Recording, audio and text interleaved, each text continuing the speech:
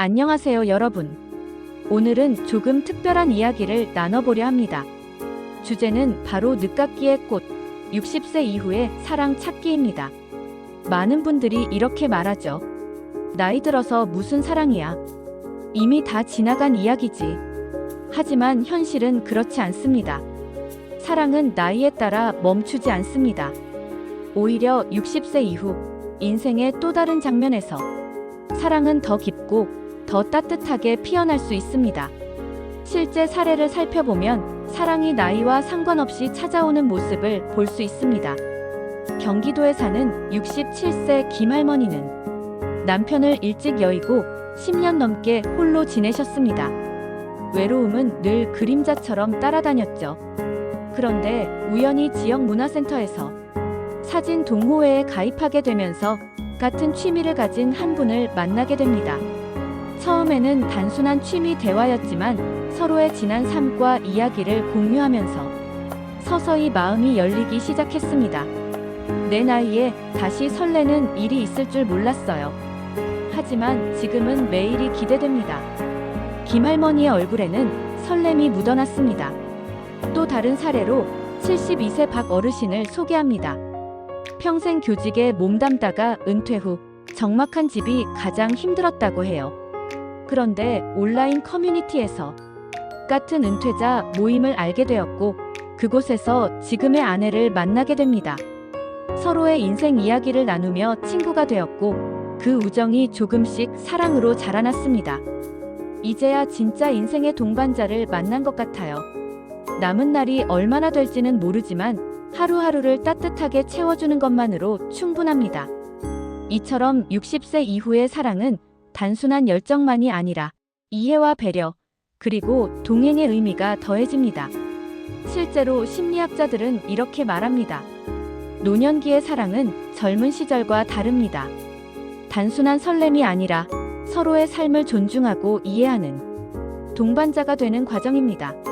사회학 연구에서도 60세 이후에 새롭게 연애를 시작한 사람들은 행복 지수와 삶의 만족도가 평균보다 30% 이상 높게 나타났습니다.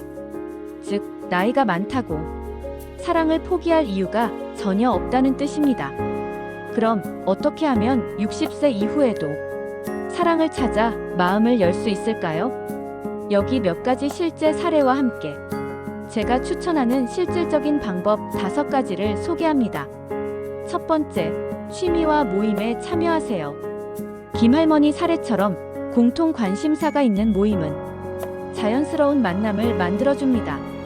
사진, 미술, 여행, 운동 동호회 등은 새로운 인연의 발판이 될 수 있습니다.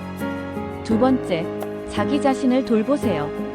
외모와 건강뿐 아니라 마음가짐도 중요합니다. 자신에게 만족해야 상대방과 좋은 관계를 시작할 수 있습니다. 박 어르신처럼 작은 자기 관리만으로도 자신감과 긍정적인 에너지가 생기죠. 세 번째, 작은 용기를 내세요. 먼저 말을 걸고 대화를 시도하세요.